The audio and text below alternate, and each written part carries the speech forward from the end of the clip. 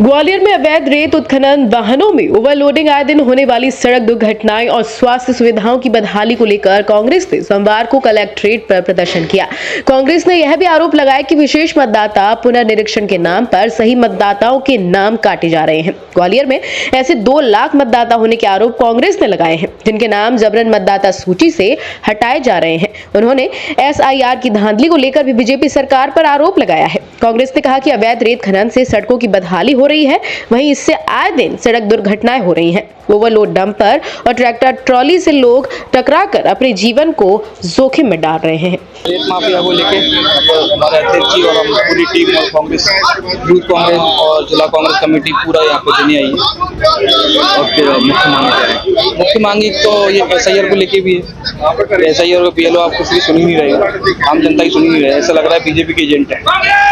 और दूसरा हमारा क्या कहते हैं, ये अपना जो रेत माफिया जो 5 दिन आपने एक्सीडेंट हुआ, मौत हुई जो, उसको लेके गुंडागर्दी शहर में देख ही रहे हैं, बिल्कुल फैली हुई है। उसको थोड़ा सा कलेक्टर साहब के साथ सामने डिस्कस करने आए। अब देखते हैं, हम मुद्दा उठाएंगे और अब रोड पे आना पड़ेगा और आएंगे बिल्कुल बहुत जल्द। अगर यहाँ सुनवाई नहीं होती है तो अगले और इससे पुरजोर से इससे आगे बढ़ेंगे। आज हमने ग्वालियर की जो बदहाल स्थिति हो गई है, चाहे कानून व्यवस्था हो, चाहे स्वास्थ्य व्यवस्था हो, सब व्यवस्थाएं खत्म हो चुकी हैं।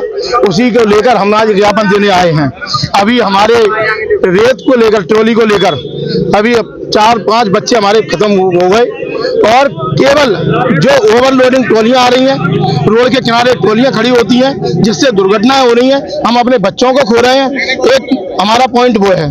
दूसरा है स्वास्थ्य में अभी हमने देखा, हमारा एक आदिवासी छात्र मेडिकल कॉलेज की छत से गिर गया और वो खत्म हो गया, उसकी अभी तक जांच नहीं हुई। 2 तीसरा 5 साल का बच्चा शिवजी प्रसाद के यहाँ लापरवाही की वजह से उसकी मौत हो गई। हम उसे लेकर कृपया प्रशासन उन पर ध्यान दे। जो प्राइवेट हॉस्पिटल चल रहे हैं उनकी व्यवस्थाएं खत्म है। और सबसे मेन मुद्दा जो हमारा है वो है SIR को लेकर। SIR को लेकर हमारे जो BLO है वो काम नहीं कर रहे हैं।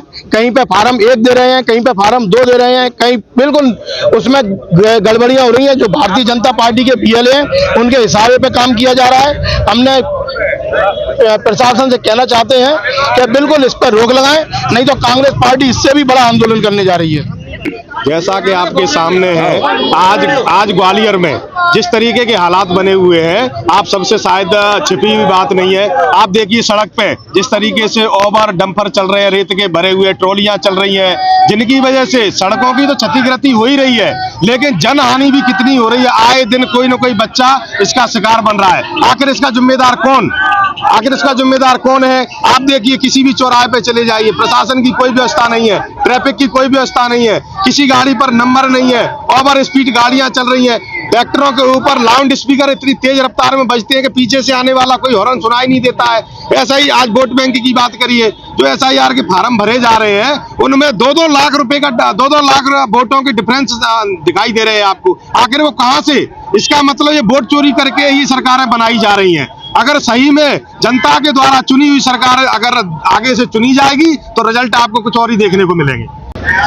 अगर लगातार कार्रवाई हो रही होती तो इस तरीके के आपके सामने जो जन दुर्घटनाएं हो रही हैं वो नहीं हो रही होती। आज जगह जगह सड़क पे, पार्क पे, जहां भी चौराहे उन पे रेतों के डंप की मंडियां लगी हुई हैं, जहां चारों तरफ आप देख रहे हो। अगर कार्रवाई सच में ही हो रही होती तो ये आपके सामने होती और ये जनहानि नहीं हो रही होती।